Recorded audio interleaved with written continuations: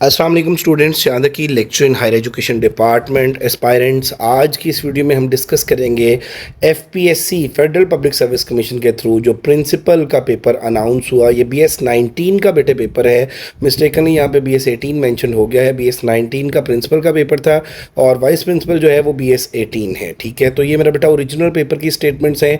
जितनी maximum statements हमें मिल सकी वो हमने कंपाइल की और हमारा सोर्स जो है ये हमारे स्टूडेंट्स होते हैं, उनके थ्रू जितनी स्टेटमेंट्स हमें मिली तो ये हमने कंपाइल की। और ये बेटे इस पेपर में हम डिस्कस करेंगे। इस पेपर में इंग्लिश का जो पार्ट है पार्ट 1, और इसमें जैसा कि आप लोगों को पता है कि इंग्लिश और इंग्लिश के साथ जो है वो पेडागोजी थी, plus human resource and financial management थी, और उसके साथ साथ ICT थी। तो इंग्लिश के मेरा बेटा कुछ क्वेश्चन हम डिस्कस करेंगे। इसी वीडियो की कंटिन्यूटी रहेगी और पार्ट 2 और पार्ट 3 में पेडागोजी की और human resource and financial management के जो क्वेश्चन हैं वो आप लोगों के साथ डिस्कस किए जाएंगे। तो 18/5/2026 को ये पेपर कंडक्ट हुआ। इसका पहला क्वेश्चन देखते हैं। पहला क्वेश्चन है बेटे the synonym of segregation. Segregate होता है, आपको पता है, अलग करना। सेग्रीगेट होता है अलहदा करना। सेग्रीगेट होता है मेरे बेटा कैटेगराइज करना। तो इसमें आ गया सेपरेशन। इसका सिनोनिम पूछा गया था, तो integration can't be there, cooperation can't be there, combination can't be there. Separation जो है वह इसका करेक्ट सिनोनिम बनता है। सिनोनिम आपको पता है वर्ड्स हैविंग सेम मीनिंग्स को बोलते हैं। ठीक है, उसके बाद आ गया जी the synonym of empirical is. अब एम्पेरियल जो है वो मेरा बेटा होता है खतरे के अंदर। ठीक है, तो इसका सिनोनिम देख लें। प्रोटेक्ट तो नहीं हो सकता, ये एंटोनिम तो हो सकता है, सिनोनिम तो नहीं हो सकता। सिक्योर इसका एंटोनिम हो सकता है। इंप्रूव नहीं इसका बन सकता बेटे, तो इसका जो सिनोनिम है वो एंडेंजर बन जाएगा। एंडेंजर जो है वो खतरे में है, किसी क्रिटिकल सिचुएशन में है। उसके बाद देख लें जी द सिनोनिम ऑफ फस्टिडियस। फस्टिडियस जो है ये नाजुक को बोलते हैं, नज़ाकत को बोलते हैं, नफीस को बोलते हैं, नर्म नाजुक को बोलते हैं। तो इसका जो सिनोनिम बनेगा वो मेटिकुलस सिनोनिम बन जाएगा। उसके बाद आप देख लें जी नेक्स्ट वर्ड की अगर हम बात कर लें तो नेक्स्ट वर्ड सिनोनिम के हवाले से पूछा गया विसिट्यूड। ठीक है, अब अगर हम विसिट्यूड की बात कर लें तो ये मेरा बेटा तब्दीली के मीनिंग में आता है। विसिट्यूड या ट्रांजिशन के मीनिंग में आता है। तो अब स्टेबिलिटी तो नहीं हो सकता, जो चीज़ स्टेबल है वो तब्दील तो नहीं होती, जो चीज़ स्टिल है वो तब्दील तो नहीं होती। Uniformity can't be there. तो अगर हम इसके करेक्ट आंसर की बात कर लें तो बेटा इसका जो करेक्ट आंसर है वो चेंज होगा। Variation can't be there, change can be there, variation can be there, change can be there. तो जो गिवन ऑप्शन थी उनमें से चेंज इसका करेक्ट आंसर बन गया। उसके बाद आप देख लें जी नेक्स्ट पूछा गया द सिनोनिम ऑफ एटीन्यूएटेड। अब एटीन्यूएटेड का सिनोनिम पूछा गया, तो एटीन्यूएटेड जो है वो कमज़ोर को बोलते हैं। तो अब इसका सिनोनिम जो है वो जाहिर सी बात है स्ट्रेंथन तो नहीं होगा, क्योंकि स्ट्रेंथन तो जो है वो मेरा बेटा इसका एंटोनिम बन जाएगा। तो इसमें वीकेंड जो है वो इसका सिनोनिम आ जाएगा। तो ये 5 बेटे पूछे गए सिनोनिम्स, और अल्हम्दुलिल्लाह हमने अपने सेशन के अंदर जो बच्चों को वोकैब शेयर की थी और अपनी जो बुक है हमारी पेडागोजी की और इंग्लिश ग्रामर की, उसके अंदर जो है कंबाइंड हमारी जो बुक है उसके अंदर जो हमने वोकैब दी, इसमें से 3 से 4 वर्ड्स वो थे जो हमारी वोकैब के अंदर शामिल हैं। उसके बाद देख लें जी एंटोनिम की अगर हम बात कर लें, मुतज़ाद अल्फाज की बात कर लें, तो यहाँ पे पेपर में क्वेश्चन नंबर 6 था, और क्वेश्चन नंबर 6 में जो पहला वर्ड पूछा गया जिसका एंटोनिम पूछा गया वो प्रेरोगेटिव था। अब प्रेरोगेटिव की अगर हम बात करें तो प्रेरोगेटिव जो है वो राइट के मीनिंग में आता है।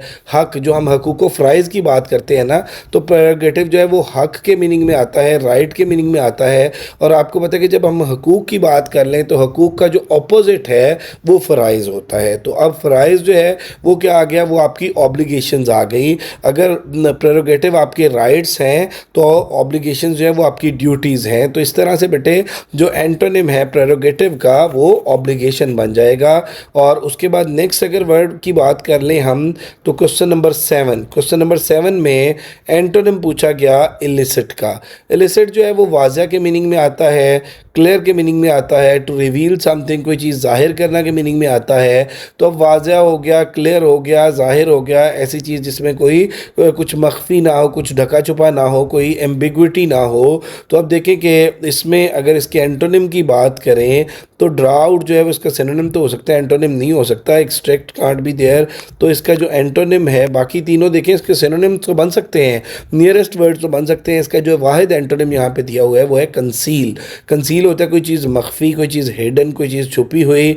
ठीक है, तो ये मेरा बेटा कोई चीज़ नज़रों से ओझल, तो कंसील आ जाएगा इसका जो एंटोनिम है। उसके बाद नेक्स्ट वर्ड की अगर हम बात कर लें तो नेक्स्ट वर्ड जो है वो ट्रांसेंड, ठीक है। अगर ट्रांसेंड की बात कर लें तो ट्रांसेंड होता है बालातर, कोई चीज़ मेरा बेटा आला, कोई चीज़ किसी चीज़ से बालातर होना। तो अब इसमें अगर एंटोनिम की बात करें तो एक्सीड तो नहीं है, एक्सीड तो मेरा बेटा कोई चीज़ बढ़ के, सरपास भी और एक्सेल भी बढ़तरी के मीनिंग में आता है। तो एक्सीड की बात करें, सरपास की बात करें, एक्सेल की बात करें, ये इसके सिनोनिम के अकॉर्डिंग तो इसके नियरेस्ट वर्ड हो सकते हैं। लेकिन अगर इसके एंटोनिम की बात करें, क्योंकि पेपर में इसका एंटोनिम पूछा गया था, तो इसके अगर हम एंटोनिम की बात कर लें तो फॉल ब्लो जो है वो इसका एंटोनिम आ जाएगा। फिर नेक्स्ट देख लें बेटे, वर्ड है डिकेडेंस। डिकेडेंस जो है ये डिके से है। डिके होता है जवाल के मीनिंग में, डिस्ट्रक्शन के मीनिंग में, तबाही के मीनिंग में, ठीक है, बुरे हालात के मीनिंग में। तो अब देखें कि द एंटोनिम ऑफ डिकेडेंस, डिकेडेंस जो है ये बदहाली होगी, गुर्बत होगी, मिजरी होगी, ठीक है, अब खस्ता हाली होगी। तो इसमें देखें डिक्लाइन, डिक्लाइन और डिके जो है ये दोनों एक दूसरे के सिनोनिम है। Corruption can't be there, decay जो है ये इसका सिनोनिम है। पूछा क्या गया है, एंटोनिम पूछा गया है। तो प्रॉस्पेरिटी, अगर बदहाली की हम बात करें, खस्ता हाली की हम बात करें, तो उसका जो वो एंटोनिम होगा वो खुशहाली होगा।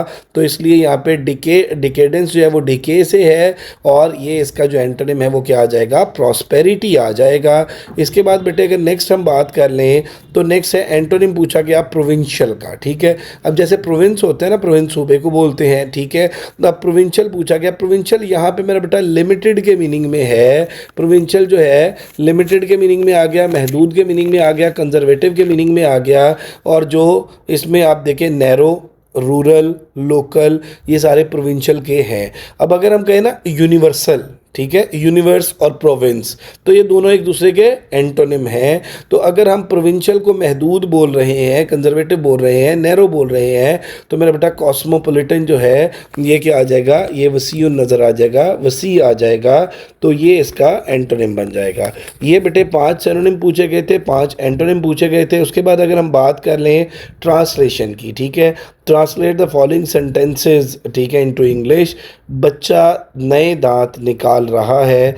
The child is cutting new teeth. The child is मेरा बेटा टीथिंग भी इसका आ सकता था, the child is cutting new teeth.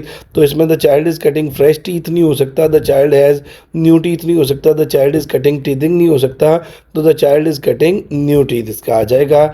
उसके बाद आप देख लें जी, बच्चा बिलक बिलक कर रो रहा है, आप रो रहा होगा। सबसे पहले तो आप ये देख लें कि रहा होगा टेंस कौन सा है। टेंस मेरा बेटा आपके पास जो है वो फ्यूचर कंटिन्यूस है।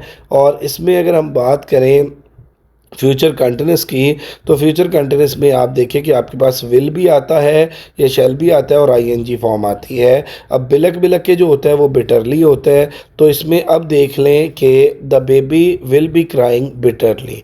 अब बिटरली जो है ये ग्रामर की रूह से एडवर्ब है, और ये एडवर्ब ऑफ मैनर्स में आता है।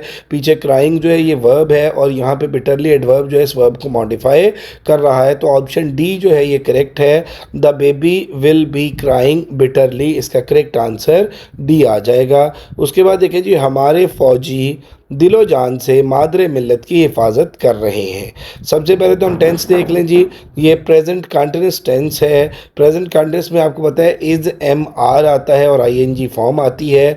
सब्जेक्ट इसका देखेंगे हमारे फौजी, आवर सोल्जर्स, ठीक है। अब मादरे मिल्लत इसके अंदर जो है वो मदरलैंड हो गई। हिफाजत करना जो है वो डिफेंड करना, किसी मुल्क की हिफाजत करना जो है वो प्रोटेक्ट के मीनिंग में ही डिफेंड के मीनिंग में आएगा। तो पहला फिक्रा देखें कि इसमें ऑप्शन ए जो दी हुई है, our brave soldiers are defending our motherland with passion, दिलो जान से है, जज्बे से नहीं पूछा गया। तो अब our brave soldiers are defending our motherland with all their heart and soul, दिलो जान से। तो बीटा यानी बी ऑप्शन जो है वो इसकी करेक्ट है। इसके बाद देख लें जी, ईडियम आ गया। ईडियम का आपको पता है मेरा बेटा कि ईडियम के जो है वो लिटरेरी मीनिंग्स होते हैं। टू टाई द नॉट, वैसे तो टाई देखें जो टाई लगाने वाली टाई होती है, और नॉट जो टाई की हम गिरा बांधते हैं उसको नॉट बोलते हैं। अब टू टाई द नॉट मेरा बेटा इसका जो मीनिंग है, इसका जो भी मीनिंग बनता है वो क्या है, टू ब्रेक अ रिलेशनशिप नहीं हो सकता, टाई इकट्ठे होना, ठीक है। अब टू गेट मैरिड या मेरा बेटा to come in a relationship, तो इसमें क्या आ जाएगा, टू गेट मैरिड जो ऑप्शंस दी हुई थी इसमें से करेक्ट ये हो जाएगी।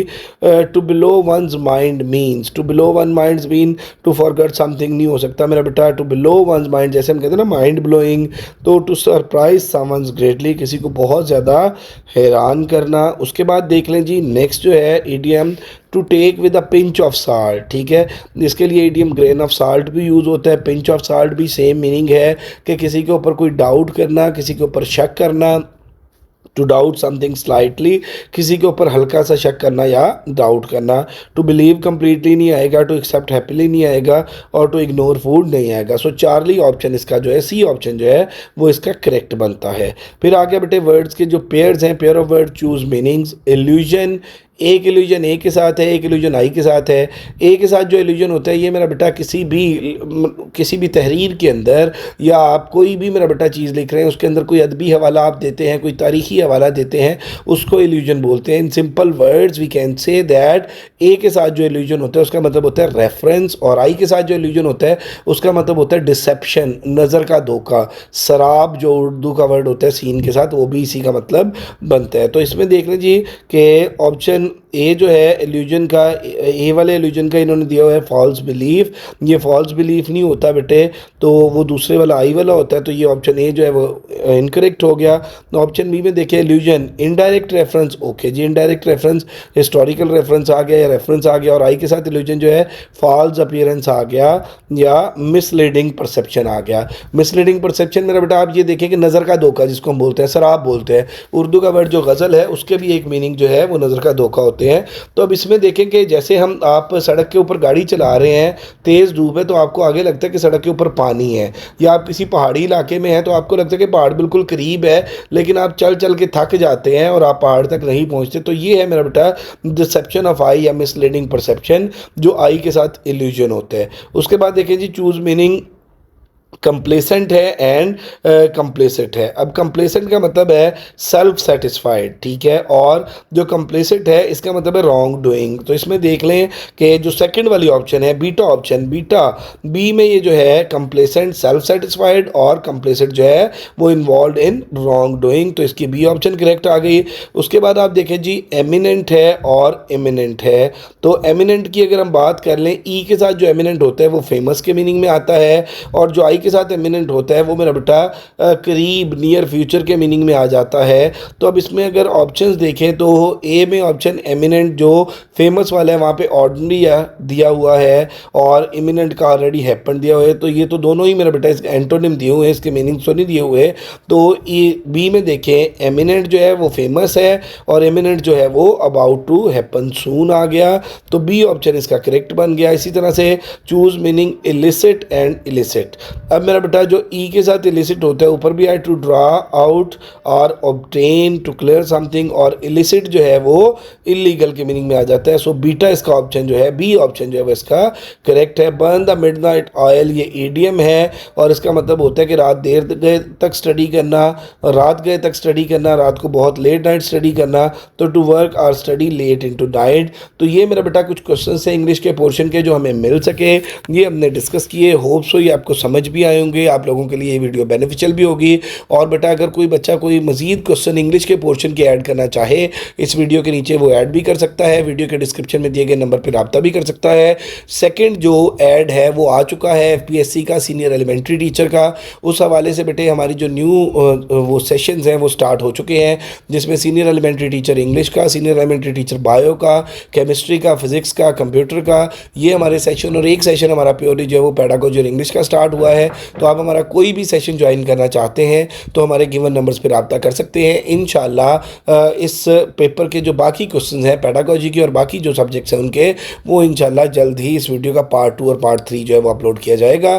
Thank you very much. अगर अभी तक आप लोगों ने हमारा चैनल एमके प्रिपरेशन सब्सक्राइब नहीं किया तो ज़रूर सब्सक्राइब कर लें, बेल आइकॉन प्रेस करना ना भूलिएगा ताकि हमारी अपकमिंग वीडियोज़ के नोटिफिकेशन आपको मिलते रहें। अल्लाह हाफिज़।